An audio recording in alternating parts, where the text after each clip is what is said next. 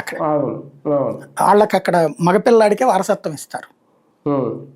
మనకి ఇంకా పితృస్వామ్య వ్యవస్థ నడుస్తుంది కదా, కాబట్టి కేటీఆర్ని అతను అనుకుంటున్నాడు. అందుకే హరీష్ని కూడా కంట్రోల్ చేశాడు అతను కేసీఆర్. ఈవిడ అవ్వాలంటే ఆయన ఎట్లా ఆశీర్వదిస్తాడు? అసలు ఇంటి పేరు మార్చుకోవాల్సినది మార్చుకోలేదు ఆవిడ. కేటీఆర్ వాళ్ళ ఆవిడ ఇంటి పేరు అయితే మారింది కదా, కేసీఆర్ గారి ఇంటి పేరు మారింది కదా వాళ్ళ ఆవిడ ఇంటి పేరు. మరి కూతురు ఇంటి పేరు ఎందుకు మారట్లేదు? ఇవిడ కలవకుంటాను ఎట్లా చెప్పుకుంటుంది? రాజకీయాల్లో మారదేమో, మళ్ళీ అట్లా లెక్కైతే నారా బ్రాహ్మణి గారు అయ్యారు, నారా భువనేశ్వర్ గారు అయ్యారు. అక్కడ వాళ్ళు అవుతారు. మరి వీళ్ళ దగ్గరకు మళ్ళీ నందమూరి సుహాసిని అయింది. అట్లాగా విచిత్రంగా ఉంటుంది. అంటే ఏది పనికి వస్తుందో రెండింటి పేరులో ఏది పనికి వస్తే అది పెట్టుకుంటున్నారు అనమాట. షర్మిల, వైఎస్ షర్మిల, కల్వకుంట్ల కవిత, ఇట్లాగా ఆ విధంగా నడుస్తోంది.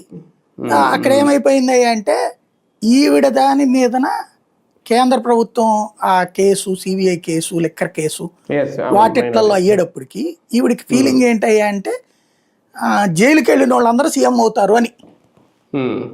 రేవంత్ జైలుకి వెళ్ళి వచ్చి సీఎం అయ్యాడు కదా, ఆ సెంటిమెంట్తో నేను సీఎం అవుతాను అనుకుంటుంది ఈవిడ. అందుకోసం చేస్తున్నట్టు కనబడుతుంది ఇది. కానీ ఒకటిసారి ఇక్కడ తెలంగాణ వరకు చూసుకుంటే ఓకే, ఇప్పుడు మీరు అన్నట్టు లిక్కర్ స్కామ్ మీద ఈ మీద ఉన్న అవినీతి ఆరోపణలు ఉన్నాయి, అవి ప్రజలందరికీ తెలుసు, జైలుకి కూడా వెళ్ళి వచ్చింది. దాని నుంచి ప్రజల్ని ఈ వైపుకు తిప్పుకోవాలి,